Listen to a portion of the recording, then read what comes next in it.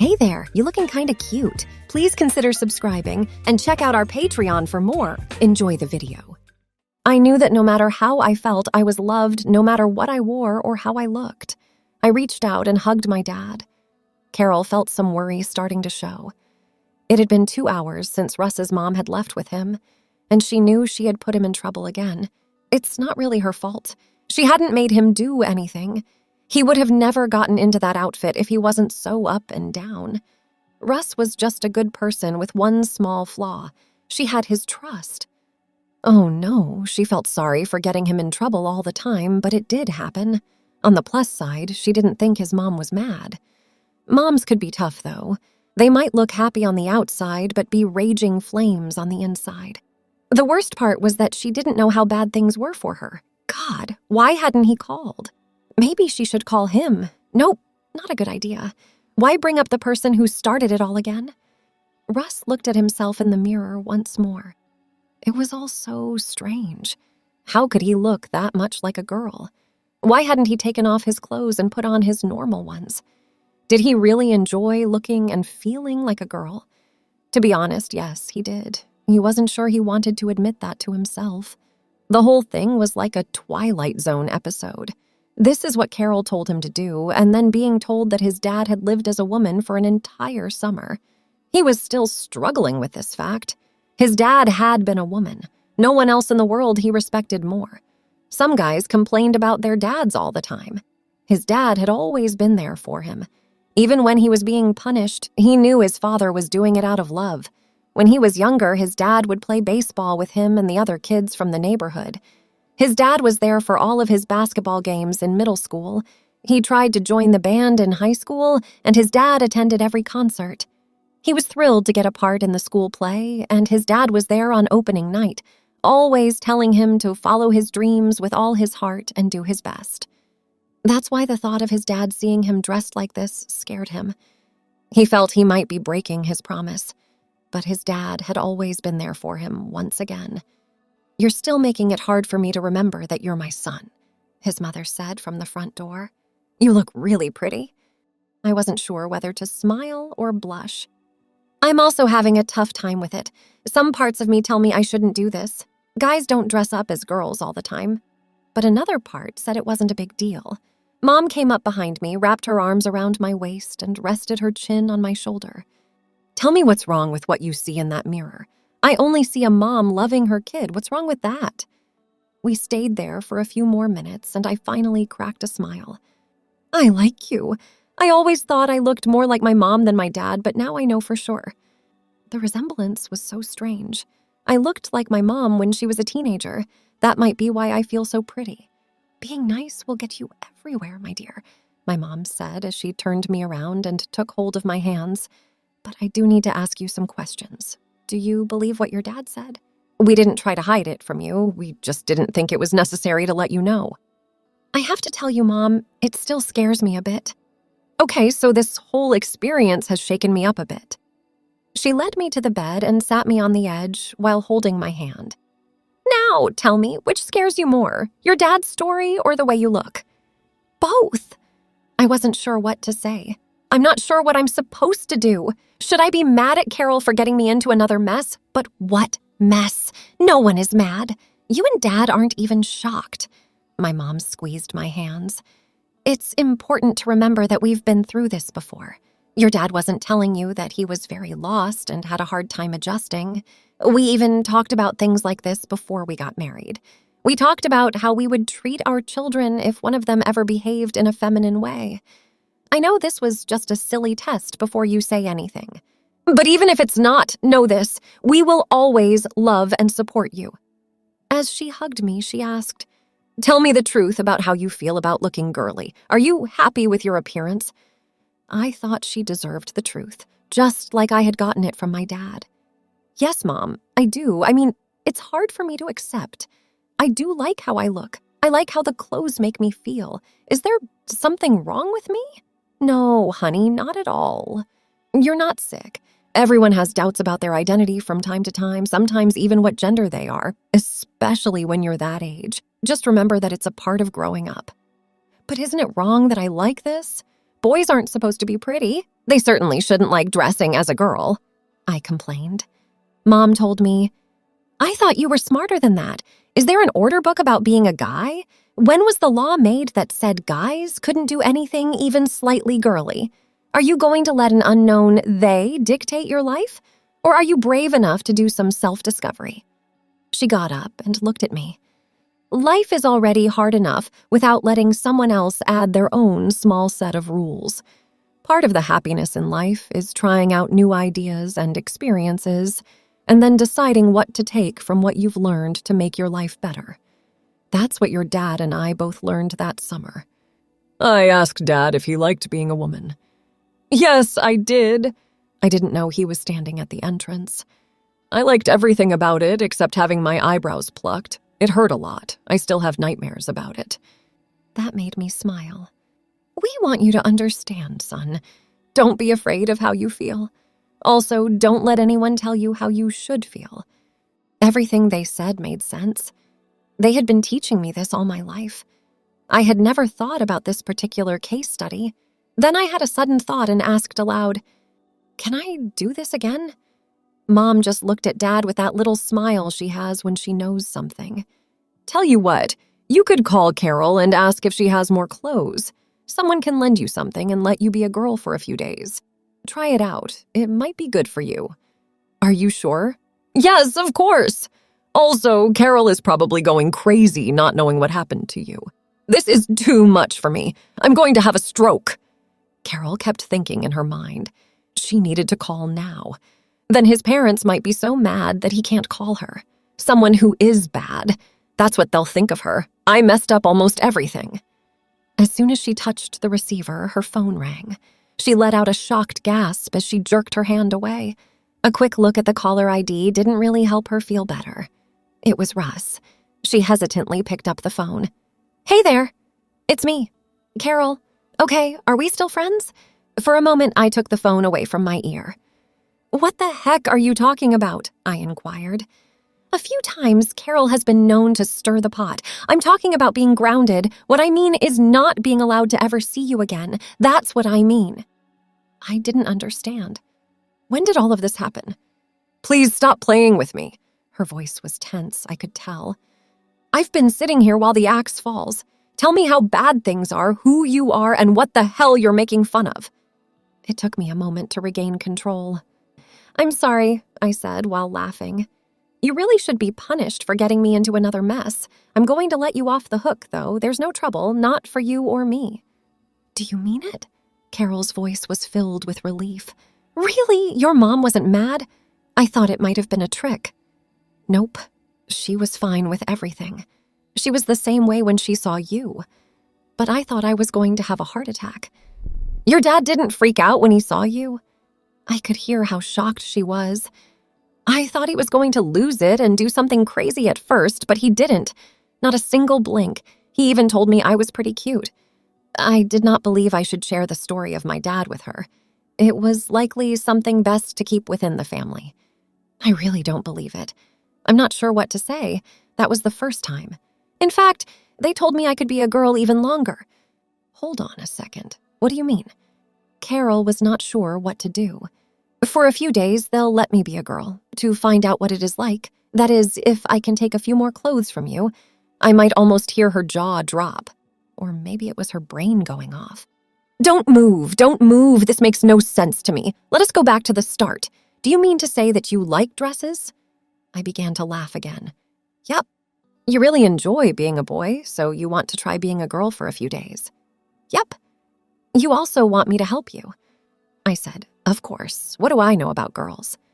They're okay with this, right? Yes, they even call me Rachel. That was their name chosen for me if I were a girl. Okay, please wait a moment while I think about this. I promise I can hear her thoughts going back and forth. That's really cool. It will look like getting dressed up again. She was getting really excited about it. I can't wait to tell the girls. They'll go crazy. Hey, don't tell anyone. I cut her off. What's the harm? This will mess up the whole project if anyone finds out. I'm sorry. I don't get it. I need to be a girl if I want to know what it's like to be one, thought of as a real girl. Not a guy dressed up. Also, it's not like everyone else is going to see me anyway. I didn't talk about that life because I knew it, and it would be over for me if anyone found out. Teenagers are the most ruthlessly mean people in the world. People who are lepers have more friends than someone who gets in trouble with the crowd. The curses and jeers would go on for years. I didn't want to take that chance. I hoped that Carol would understand the idea. Okay, I get it now. How long is this little experiment of yours planned to last? I think it will only be a few days. I guess it depends on how I feel about everything, including how my parents feel, of course. So let's say we need clothes for 3 days, and of course all the accessories to go with them, she said. Uh-oh, I believe we have an issue. What? My mother. Without her, how can I get you everything you need without getting to know? I can't lie to her. You already know that. Carol's mother was able to tell without a doubt when Carol was lying. Every time. Carol never told even a half-truth and got away with it. Not ever. It had been kind of scary. When it came to her mom, Carol lived by the honesty is the best policy rule. She had no choice. Carol didn't know about my secret weapon, though. Carol's mom had been a college friend of my mom. She knew about what her dad was doing and had not said anything. The same level of privacy was what I was looking for. Okay, if you have to, tell your mom, but please don't tell anyone else. Carol said, I swear, I won't tell anyone else. After I was done with Carol, I sat on my bed and tried to figure out if I was going crazy. Then my mom came through the door. So, is Carol going to help? Yes, she will be back in the morning with more stuff. Great, she said. I brought you something that you might want to get some rest.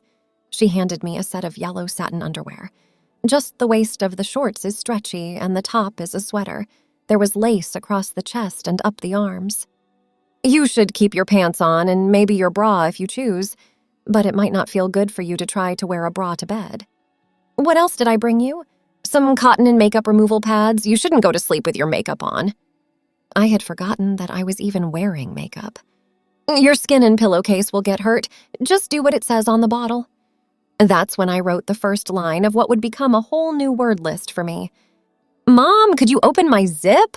She laughed. I guess you haven't had much practice getting in and taking off a dress. She then turned me around and took off my dress. Be sure to hang this up. It's still fine after only a few hours of wear. I took off the dress and hung it up in my closet. It seemed very out of place among my pants and shirts. When I went to my bathroom, I got another shock while still wearing my slip and other underwear. Looking in the mirror, I felt like I saw a strange girl in her underwear, like a nosy neighbor. I could see how feminine my body was from where I stood. How come I didn't notice this before? I had never worn anything in the least bit girly before. Now, here I was, made of fabric and lace and had curves where none had been before. I thought that after taking everything off, I'd see my old self. But that was the whole point, right? I didn't want to see the old me. I liked this new version of me. For a few more days, I would get to be her. After taking off my makeup, I washed my face and took off the slip and hose socks. I chose to wear the bra because I knew if it got too uncomfortable, I could take it off later. Mom had brought me yellow underwear, and I was happy with how they moved across the sheets. I lay there for a while, not sure what the next few days would be like. It was quiet when I went to sleep, looking forward. The next morning, I felt like a switch had been flipped. For a second, I was sound asleep, and the next thing I knew, I was wide awake. No feeling sleepy or slowing down. It's ready to go with just one click. It was then that I thought, gee, there was no pain in the bra at all. When I got to the bathroom, I looked in the mirror, I saw that I hadn't done all of my cleanup the night before. I had these little black spots in the corners of my eyes and dark circles under my eyes. I washed my face and began brushing my hair. It made me a little sad that most of the curl had slipped out.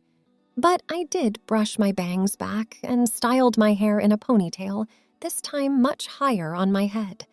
After going back to my room, I saw that my mom had left a yellow satin robe at the foot of my bed. I put on my robe and went to the kitchen. I could hear Mom making food. "Good morning, Rachel. Did you sleep well?" she asked. I was a little shocked she called me Rachel. "Mom, I slept really well." She hugged me and said, "I like the way your hair looks this way. It looks cute.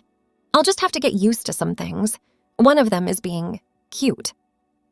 But you shouldn't use a rubber band. It's bad for your hair. I gave her a smile. She seemed like she would enjoy having a daughter for the next few days. That's all I had. You can use any of the barrettes and other things I have. Are you and Dad still okay with this? I inquired. We are still set on what we want to do. Based on what you're wearing, I think you haven't either, she said, catching a glimpse of a smile from behind her coffee cup. Take a seat and eat. Today is going to be big for you. That made me wonder what she really meant. I didn't think it would be as hard as yesterday. You need to get a lot done before Carol comes, she continued. I just looked at her blankly. She went on, you need to take a bath, wash your hair, and dry it. You have to shave your arms and legs, too. I have everything you need. Also, if we have time, we should try to paint your nails before you get ready. I guess I hadn't given this much thought. I hadn't even thought about shaving my legs. But even the thought was interesting. As soon as I was done eating, my mom dragged me to my bathroom. You start with a bath, and I'll get the toiletries, she instructed. Bath? I asked. Can't I just take a shower? And miss out on one of the best things about being a girl? Mom said. Not on your life. I started to fill the tub when Mom came back with a bunch of bottles and sponges and who knows what else. She put a few caps of bath oil in the tub, and the room smelled like flowers right away. She gave me one of those products and explained how to use each one and handed me a pink disposable razor. I knew my mom was right when I got in the bath. This was wonderful. The warm water and the scent of the bath oil felt great. I could have stayed there for days, but I knew there was more fun to come. Following my mom's instructions, I soon had a clean and smooth body. I did what she said with the shampoo and conditioner as well. After getting out of the tub, I used the lotion she gave me. I couldn't believe how soft and smooth my skin felt. After wrapping a towel around my waist, I brushed my hair. Looking at myself in the mirror, I realized something wasn't quite right. I swapped the towel around my waist with one of the bigger towels, putting this one around my chest like I had seen girls do on TV. Now I thought I looked good. Are you okay? Mom knocked and asked. She saw the towel when I let her in and just smiled. She gave me a pair of her underwear, saying, "These will do for now." They didn't seem very different from what Carol gave me, and they were worn under the towel. Okay, let's start with your hair. I went into her room and sat down at her vanity as she had instructed. Normally, I let my hair dry naturally, so blow-drying it was new to me. Mom ran warm air through my hair first with her fingers and then with a brush. After she was done, I felt like I had twice as much hair on my head and was shocked at how smooth and soft it felt. Instead of pulling it back, she brushed a little behind my ears and left it to fall over my shoulders in front of me. Again, I was amazed at how just a few small changes made me look so girly. We should be able to do your nails before Carol gets here, she said. We might have to do them quickly, though. She pulled out her tools from one of the vanity drawers. My nails weren't long, but they weren't all broken and chipped like some guys. She shaped them a little and then cleaned each one. Carefully and with light strokes, she painted each nail with a sparkling pink polish. Keep your fingers away from everything while the polish dries. It will dry quickly, but it will take a few minutes. I did as instructed and held my hands out in front of me, thinking they looked pretty. Even so, let's talk about what it means to be ladylike while we wait. You must always be aware of what you're doing. If you wear a skirt or a dress, you need to be mindful of where it is and what could happen, like tucking your skirt under you when you sit down. It's not only to avoid wrinkles, also to keep it low so you don't give everyone a view. Some shirts and tops are the same way. It's important to be aware of how the fabric might move too much. The doorbell rang just as I was about to comment about being a boy. That has to be Carol, I told her. She's here earlier than I thought she would be. Stay here and don't touch anything. I'll go talk to her, Mom instructed. It seemed odd how one could tell if nail polish was dry when I heard footsteps and banging coming up the stairs. Are you just going to sit there, or could you help me?